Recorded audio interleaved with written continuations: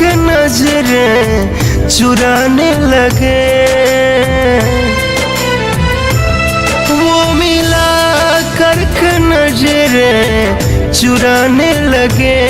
वो हंसा करके मुझे को रुलाने लगे। वो हंसा करके मुझे को रुलाने लगे।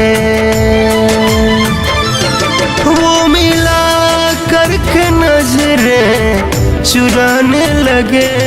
वो हंसा करके मुझे को रुलाने लगे। वो हंसा करके मुझे को रुलाने लगे।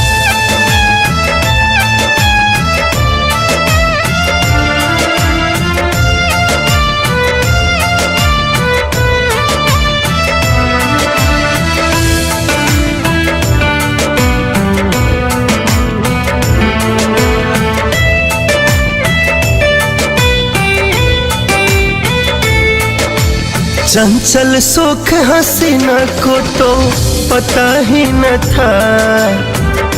बेवफा दिल में थोड़ी वफा भी न था।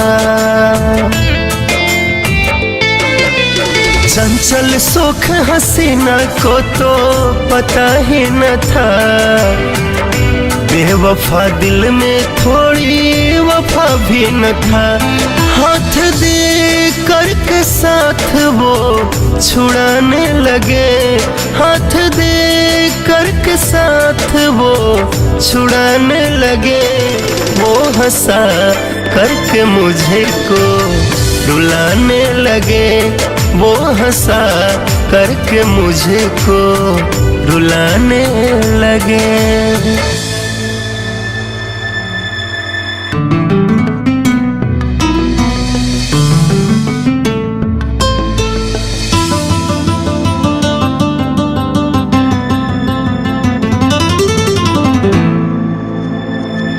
साथिया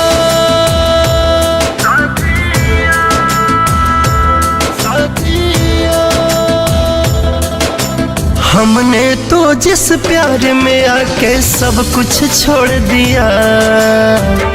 दर्द के दामन से तो नाता जोड़ लिया।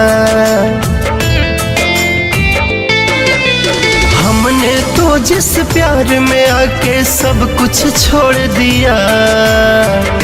दर्द के दामन से तो नाता जोड़ लिया। वो इशारों में मुझको डराने लगे। वो इशारों में मुझको डराने लगे। वो हंसा करके मुझे को रुलाने लगे। वो हंसा करके मुझे को रुलाने लगे।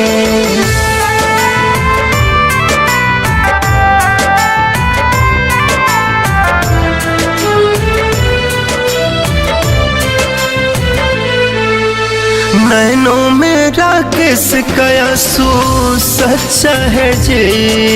घुंघरू का तो दिल मतलबी बच्चा है जी। नैनों में राकेश का आंसू सच्चा है जी। घुंघरू का तो दिल मतलबी बच्चा है जी।